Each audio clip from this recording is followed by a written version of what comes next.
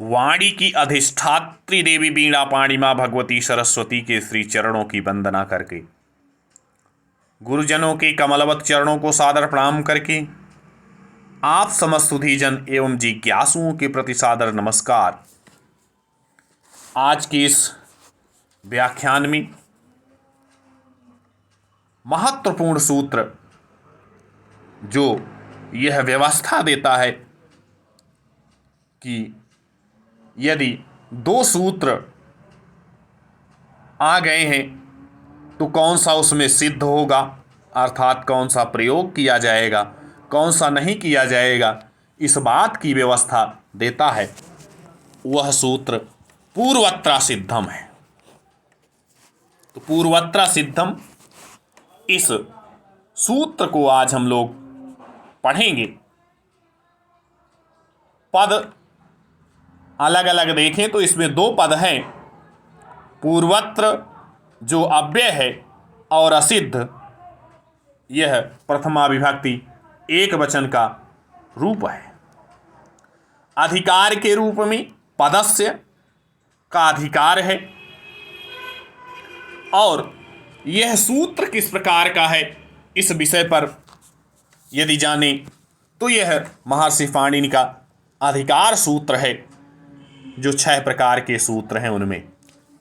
इसकी वृत्ति के विषय में अगर देखें, आचार्यों के द्वारा जो की गई वृत्ति है उसको देखें तो लिखा हुआ है, सपाद सप्ताध्यायीं प्रति त्रिपादी यसिद्धा वर्तते, त्रिपाद्यामपि पूर्वम शास्त्रम प्रति परम शास्त्रम असिद्धम वर्तते।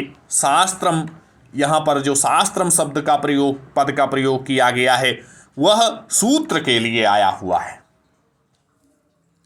तो अष्टाध्यायी का यह अधिकार सूत्र है।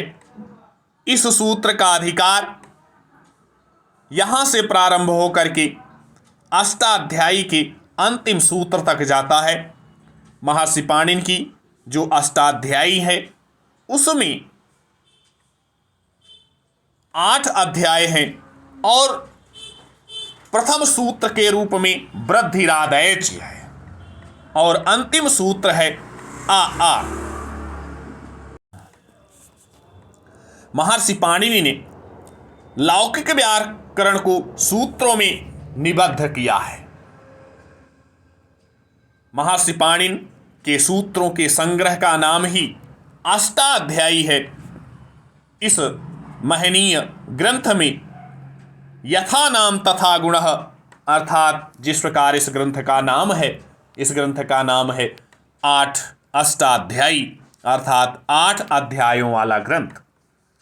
इसमें 8 अध्याय हैं और प्रत्येक अध्याय में 4 पाद हैं, जिसे हम लोग उप अध्याय के रूप में समझ सकते हैं। इस सूत्र के अर्थ पर अगर विचार करें तो यह सूत्र यह कहता है, सपाद सप्त अर्थात 7.25। 7.25 का अर्थ क्या है? 7 अध्याय पूरे पूरे और 8वें अध्याय का एक पाद, इसी को सपाद सप्ताध्यायी कहा गया है।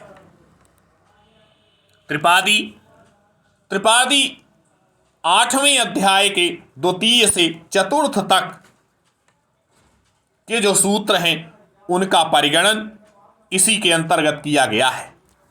सूत्र का अर्थ सपाद सप्ताध्यायी के सूत्रों के सामने त्रिपादी के जो सूत्र हैं वह असिद्ध है या अमान्य है या अविद्यमान है या उनका आदर्शन है। त्रिपादी में भी जो पर शास्त्र है, पर वाला सूत्र है, वह असिद्ध है। अर्थात त्रिपादी के पर सूत्र की अपेक्षा जो पूर्व में विद्यमान सूत्र है वह बलीयसी है, बलवान है, यह कहा गया। अब यहां पर इस सूत्र से जो सूत्रों की संख्या है उस पर दृष्टिपात डालना पड़ेगा प्रयोग करने से पहले।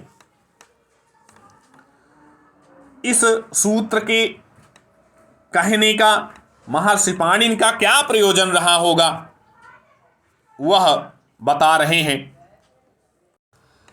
त्रिपादी की अपेक्षा से सपाद सप्ताध्यायी के सूत्र बलवान है।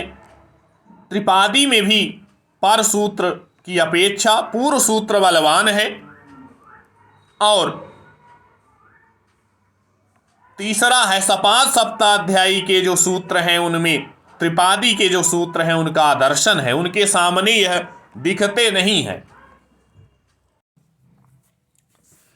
त्रिपादी में भी जो पूर्व सूत्र हैं वह त्रिपाद्याः परसूत्राणाम आदर्शनम, त्रिपादी के पर सूत्रों के सामने उनका आदर्शन है। अब इस बात को हम लोग इन दो उदाहरणों से समझेंगे। दो सूत्रों को उदाहरण के रूप में प्रस्तुत करते हैं।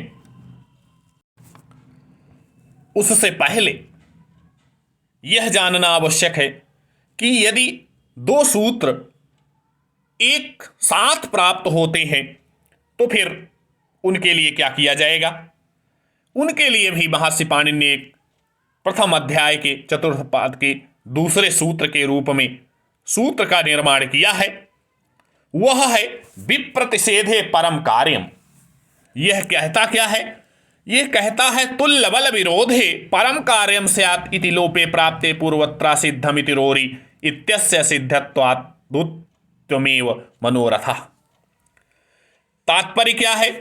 तात्पर्य यह है कि समान बल वाले सूत्रों के विरोध होने पर अर्थात बाद वाला जो सूत्र है वह प्रयोग में आएगा। यह मनोरथ इस जब पद की सिद्धि करते हैं इसमें संधि नियम निर्देश पूर्वक उस समय इस सूत्र को उद्धृत किया गया है। अब यहां पर दूसरा सूत्र है रोरी। रोरी और हासिचा, यह दोनों सूत्र एक साथ आते हैं। तो अगर विप्रतिषेधे परम कार्यम इसको स्वीकार करेंगे तो रोरी लगना चाहिए, और अगर हासिचा स्वीकार करेंगे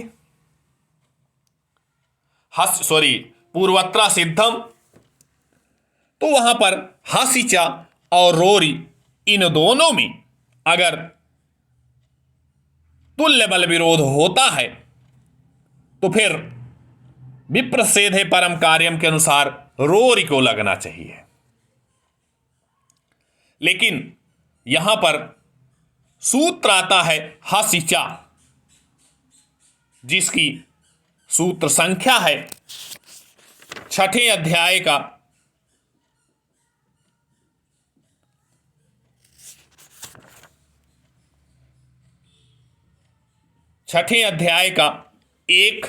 114वां सूत्र है, जो क्या करता है?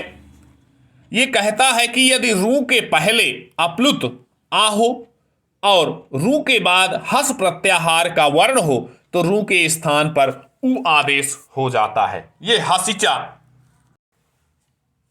यह सूत्र कहता है। हासिचा 6-1-114।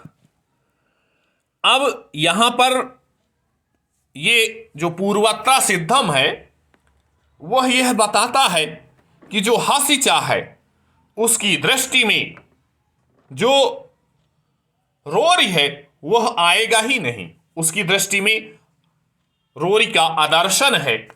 क्यों? क्योंकि वह त्रिपादी का है। उसकी सूत्र संख्या कितनी है? उसकी सूत्र संख्या है 8-3-14।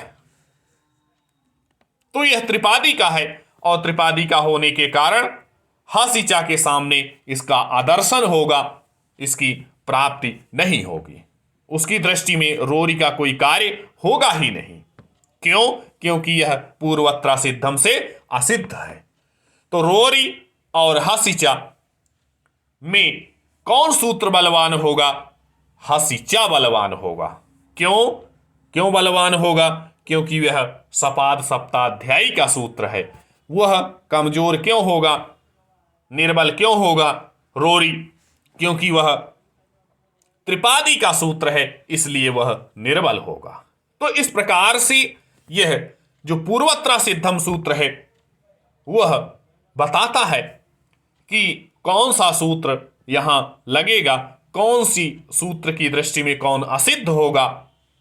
तो इस आधार पर यहां पर जो मनोरथ इसका उदाहरण है उसकी सिद्धि होती है।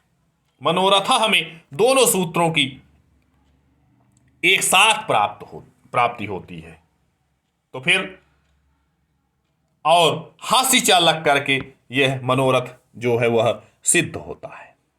तो इस प्रकार से पूर्वत्र सिद्धम यह जो सूत्र है इसकी महत्ता, सूत्रों को प्रयोग किस प्रकार किया जाए, इस विषय पर यह सूत्र विधिवत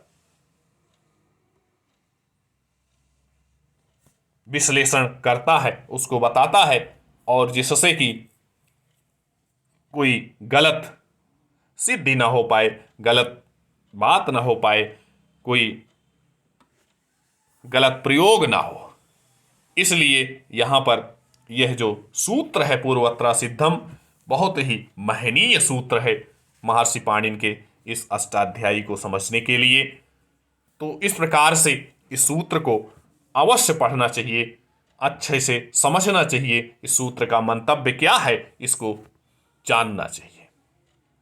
इसी के साथ आप समस्त सुधीजन एवं जिज्ञासुओं के प्रति मैं सादर नमस्कार करता हूँ। आज का यह जो व्याख्यान है वो यहीं पर पूर्णता को प्राप्त होता है।